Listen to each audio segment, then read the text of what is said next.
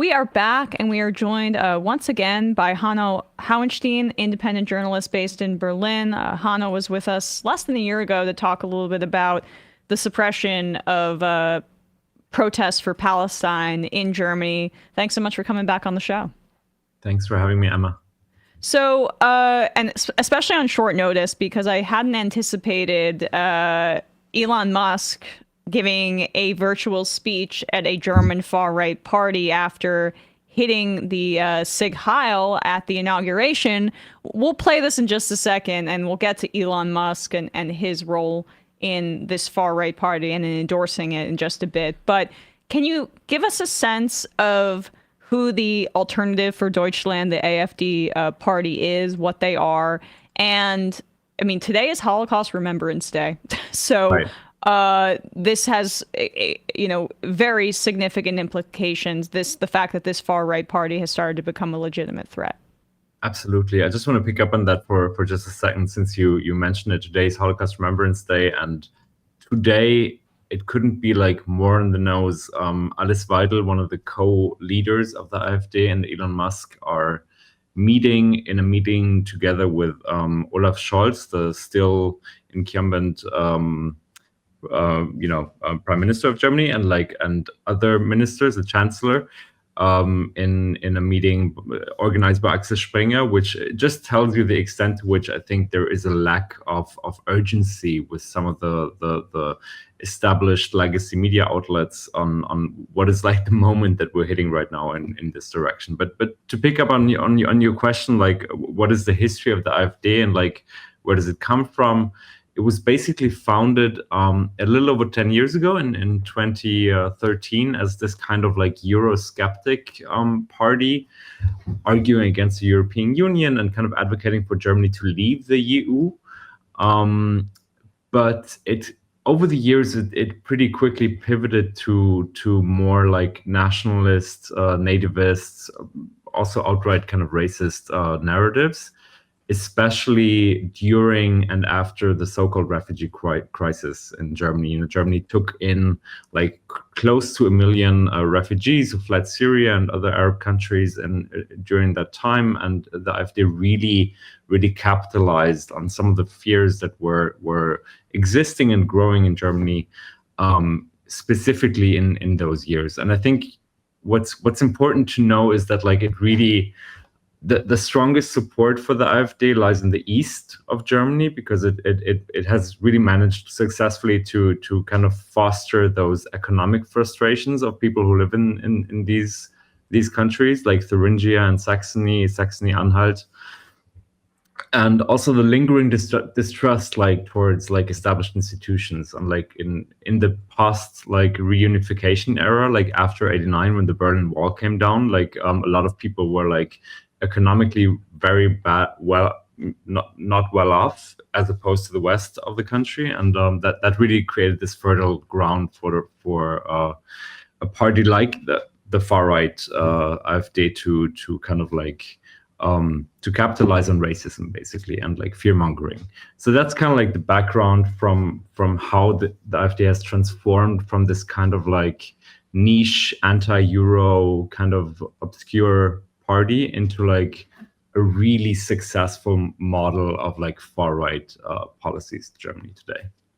And you mentioned Thuringia. I believe I read that they won a state election there in September or early, I guess, so 2024, late 2024. Right. Exactly. And that's the first time that a far-right party has won a state election in Germany since the Second World War. Right. That feels very significant. Can you speak a little bit more about those economic conditions and what Germany is facing that kind of left a vacuum for this far-right party to gain traction? Well, for like the past years, the leading coalition was like the so-called traffic light coalition. We always like name those coalitions by like by colors, because it's like the Social Democrats, the Greens, and the neoliberal FDP party. They formed this coalition, which basically collapsed back in November due to a few factors I won't go into too much detail on, but like it's the main thing was like internal disagreements on economic measures like public spending and climate questions. But that's basically where the vacuum emerged, and the AfD just like positioned itself as like a party advocating for kind of austerity dogmatism and also like pretty much like racist messaging, like anti-immigrant messaging, and kind of Germany first, so to speak, was the approach. And it's the question why it has been so successful in doing so. I think it's like just really managed to fuel like some of the dissatisfaction that has been growing over the past years, but really in coalition with established media outlets, especially on the part of Axel Springer, that have really helped, I think, this kind of right-wing drift that we're seeing. We're seeing it all over Europe, but like in Germany, it's really feasible right now. And I think, in a way, my personal argument would be that the AfD has its own rhetorics, but like I think the established parties in Germany have also kind of failed to provide like a different vision, right? I mean, like their version of like trying to weaken this kind of like right-wing emergence and right-wing drift was basically to kind of accommodate the talking points by the AfD, these anti-migrant, anti-immigrant talking points. This sounds very familiar. Yeah, I can imagine. Like, I often think of like what's happening in the US when I see Germany right now. It's unfortunately there's a lot of like similarities and parallels, right? Like, so there were like knife attacks in two German cities over the past months. One in Solingen and the other one in Aschaffenburg, and both were committed by like non-ethnic Germans. And in the wake of that, like all of the established parties, basically from the SPD to the main opposition party, the CDU, and the Greens, they've kind of been framing, deportations and stricter regulations on migration as like effective security measures, which again, as you say, is very resonant if you look at how Trump is talking today, especially last week since the inauguration. Like it's just like pretty much the same type of rhetoric that doesn't effectively first of all, there's no statistical rationale. There's no like proof to back up this thesis. That's one part of it. But the second part of it is that it doesn't help to weaken the far right, because people always want the original. Like right. it effectively just strengthens them. And right now the AfD is looking at like consistent 20% in the polls, maybe more. It's going a little bit up and down over the past months, but like this is basically where it's at. It's the second biggest party in the polls for projected for these elections, which are in less than a month. And it's like a real concern that like it already today, like the AfD has been, no matter what result they're actually gonna get, they have already helped like normalize this kind of part of this like extremist rhetoric. And in Germany there is this thing of like we call this Brandmauer, like a kind of a firewall norm in established party politics, that like basically none of the established parties will do like official business with the AfD.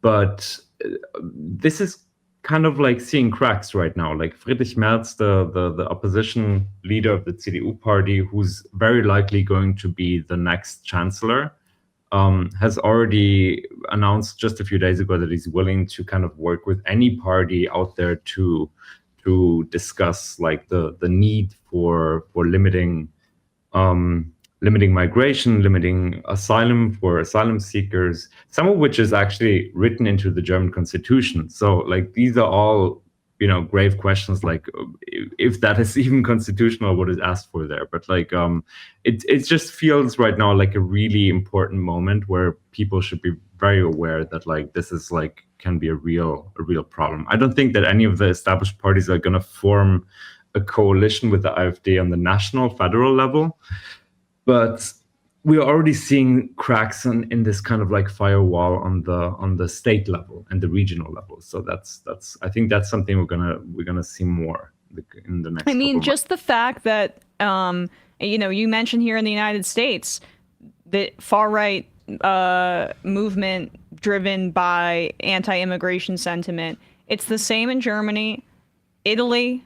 I mean, and then in the UK, this is also a situation where liberals and Labour Party, they are completely incapable of meeting this moment to fight really the creeping rise of fascism. It's just that liberalism has really never been more lacking in its power, frankly, in some of these Western elections.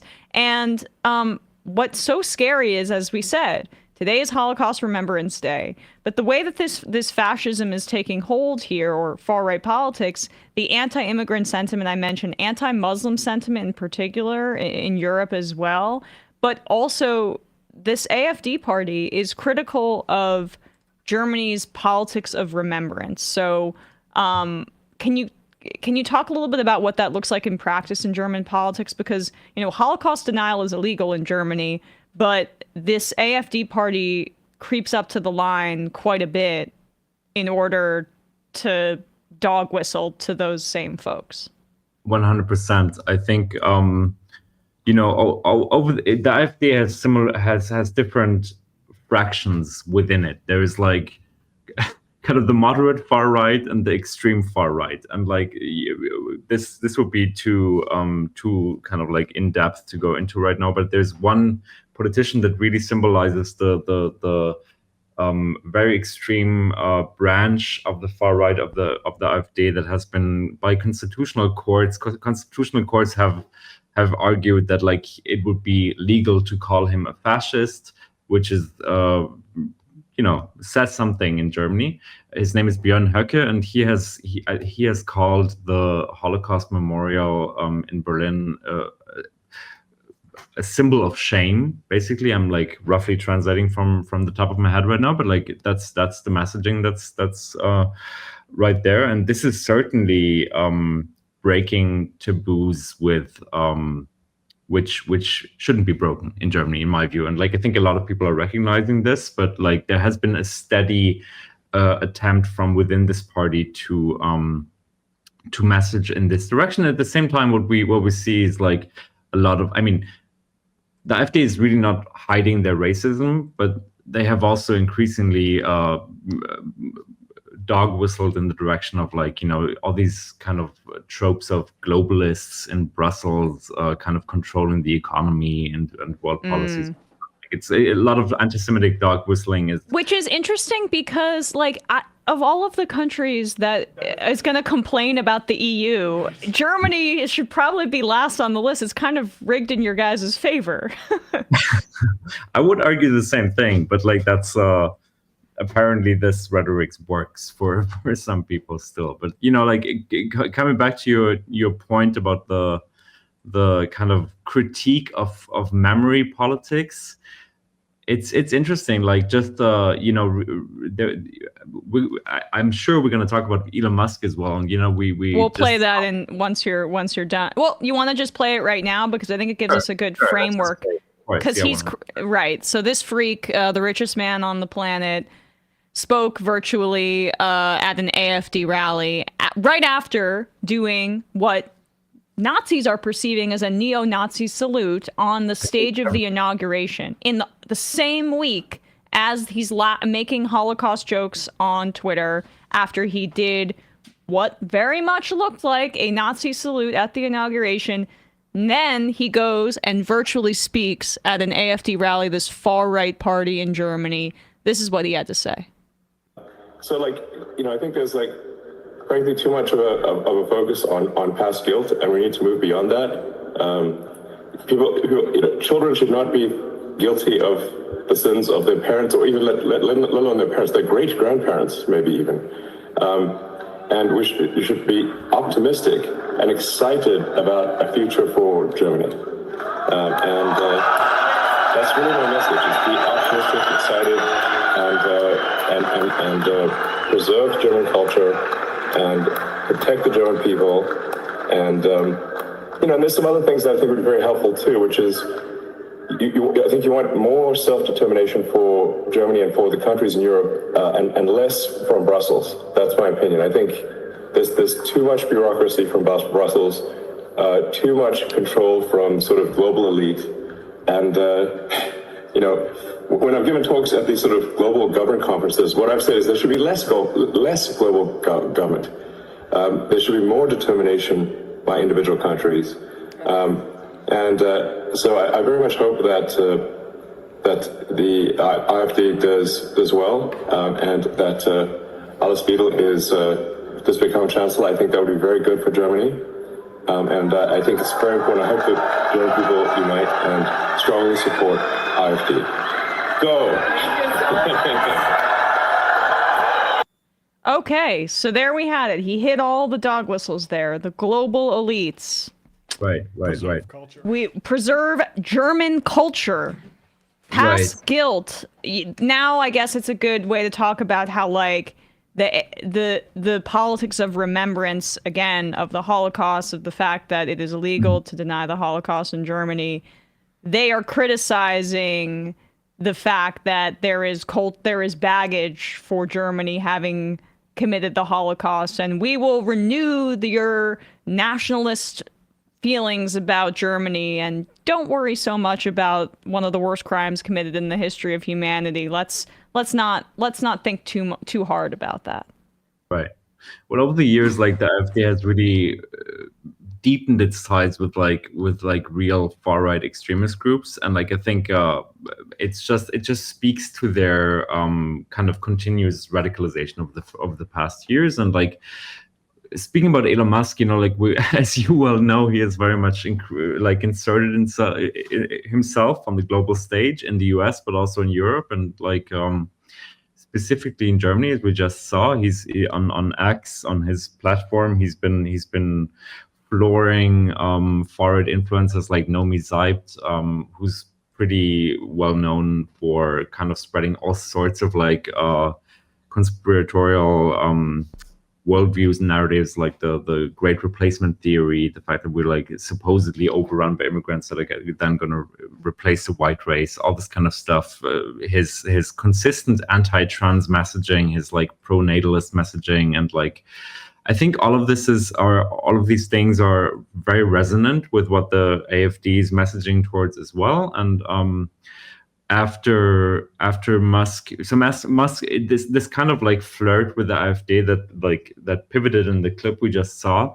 This started in a tweet where he said basically that only the AfD can save Germany. Why he did that?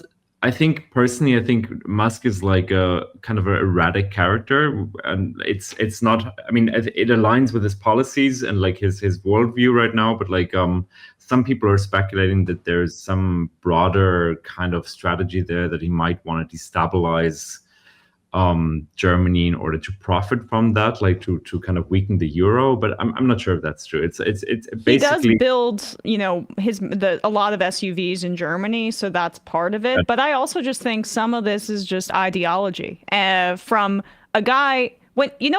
He makes it pretty clear is when the richest man on earth starts talking about global elites. Like, no, you're the global elite. So when you say elites, you mean globalists in the anti-Semitic sense. Right.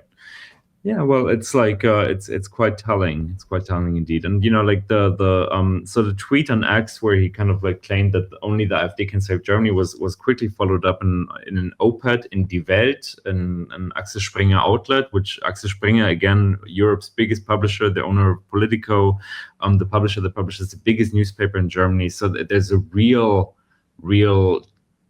in-depth complicity here on part of like established legacy German media outlets that could very well say, no, we don't give this man a platform to endorse a fascist party, but chose to do the opposite. So this was followed up on like a public conversation between Musk and Alice Weidel that lasted for about an hour, in which honestly Weidel made some pretty bizarre and historically false claims, such as, to give you just a few of the highlights, that Adolf Hitler was supposedly a communist because he nationalized things. that supposedly like the leftish Palestinians, as she framed it, were like the true heirs of like anti-Semitism, because they criticized Israel after October 7th for Israel's onslaught on Gaza. And I think all of these things are very telling for where the discourse is going right now. Like the Hitler remarks were so obviously untrue that like it actually sparked a little bit of backlash in Germany. But I think when it comes to the other question, for example, about like how supposedly Palestinians and the left are the only ones to blame for anti-Semitism, is that actually reflects like a broader sentiment in Germany right now, where like these kind of notions are shared by kind of like a broader mainstream, and they're effectively helping the AfD kind of to hide their own anti-Semitism.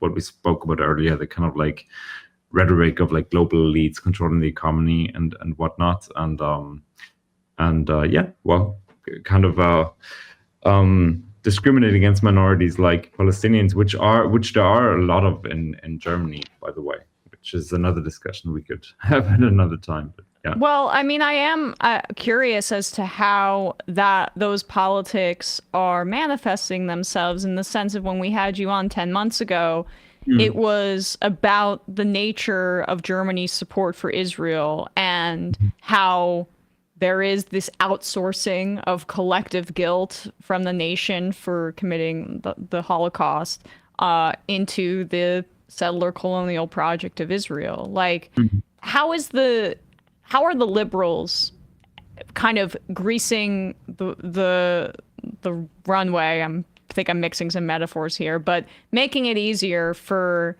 the AfD and the right to launder their own anti-Semitism. I think, in Germany, there's something that the Germans refer to as Staatsräson, the raison d'etat, like Germany's kind of like reason of state, which is to almost unconditionally support Israel, which is something that has manifested one-on-one over the past 15 months in this like genocidal war in Gaza, where we've seen that Germany has supported Israel militarily, symbolically, rhetorically, on pretty much every level you could possibly imagine. And it has repeatedly, on an institutional level, within the courts, within the police, on the streets, but also on the part of like major politicians, like critics of Israel's policies have repeatedly been denounced as supposedly anti-Semitic, when in fact they were voicing statements that are pretty much consistent with what all human rights groups who working on that issue are saying, such as things like that Israel is committing apartheid in the occupied territories. Such statements have been called anti-Semitic time and again, and I think that has really helped actually the AfD as an entry ticket to mainstream discourse, because that's exactly what they're saying. Like, Palestinians and leftists who criticize Israel are the real anti-Semites, and we aren't. I mean, that's the AfD's main kind of like one of the main kind of talking points at the moment. And I think like the failure on part of the German, I don't want to be too generalizing here, but like, there was a big scandal. There are so many scandals about like anti-Semitism on the left or on part of Palestinians that it's hard to even know where to begin. But for example, on Berlinale, like the big film festival, like the now Oscar-nominated film No Other Land, these two protagonists, they basically spoke out against apartheid and against the war in Gaza, and were denounced as anti-Semitic by the mayor of Berlin and by the justice minister of Germany. And like, these kind of things happen time and again, and I think it fails to recognize the real threat of anti-Semitism. It actually conceals the fact that there is real growing anti-Semitism, such as the one we see on the part of the AfD, and it like externalizes it to minorities. And so in the end, you can just basically blame minorities and largely Muslim immigrants in Europe, which is really, at the end of the day, what the AfD and the right wing was already doing in the first place. It's very convenient, right? Sure. Because it's the minorities are taking your jobs, and they're also the real anti-Semites. Exactly. It's quote unquote imported anti-Semitism. So like in Germany, anti-Semitism is, according to the way it is often discussed in the public sphere, it's no longer homegrown. It's actually imported. And like there was a resolution passed by the Bundestag against anti-Semitism. And again, I'm not Jewish. I'm very much against this type. I think anti-Semitism exists in Germany. It is a real problem, but I think it's at the same time, this resolution that was passed on anti-Semitism just a few months ago, it like named a few examples of anti-Semitism, and it referenced Berlinale. What I just told you about, what happened on Berlinale was really everything but anti-Semitic, but it didn't reference something like Halle, where a city in Germany where about 5 years ago a right-wing neo-Nazi attempted to storm a synagogue and like basically just kill people, and like he killed a few people because he didn't manage to get into the synagogue. But like it's quite remarkable the extent to which there seems to be a bit of a confusion on this topic in Germany, like this, and I think the AfD has been very smart actually in capitalizing on that sense of confusion, and as you said, basically easily blame the others. Well, Netanyahu, by the way, says this kind of thing all the time, where he says this complete falsity that Hitler got the idea of exterminating the Jews from the Palestinian Grand Mufti at the time. That is just a way to justify dehumanizing Palestinians and absolve the German fascist movement of its responsibility, which you can see like in the form of this party that is intoxicating to people, finding someone else to blame and not internalizing shame. That's what they're selling. I agree. And, like, I think the current interpretation of Zionism by this specific government that is like so hardcore ethno-nationalist and racist and anti-Palestinian is in many ways also like an inspiration for a party such as the AfD. And, I think the other established parties would do well in kind of understanding that, like, supporting a government like the current one that has committed these atrocities in Gaza over the past months and is increasingly annexing the West Bank and whatnot is not actually helping a version of historic responsibility that has nothing to do with that. It actually would mean a bunch of other things that you don't tick the box by just agreeing to this type of government. Well, Hanno Hauenstein, independent journalist based in Berlin, thanks so much for coming on the show today and explaining this to us. I really appreciate it. Thanks for having me on anytime. Thank you. Hey, folks, don't forget to hit the subscribe button and check out our daily show. We do it every day at 12 p.m. Eastern for about 2.5 hours. We even take phone calls. You should check that out.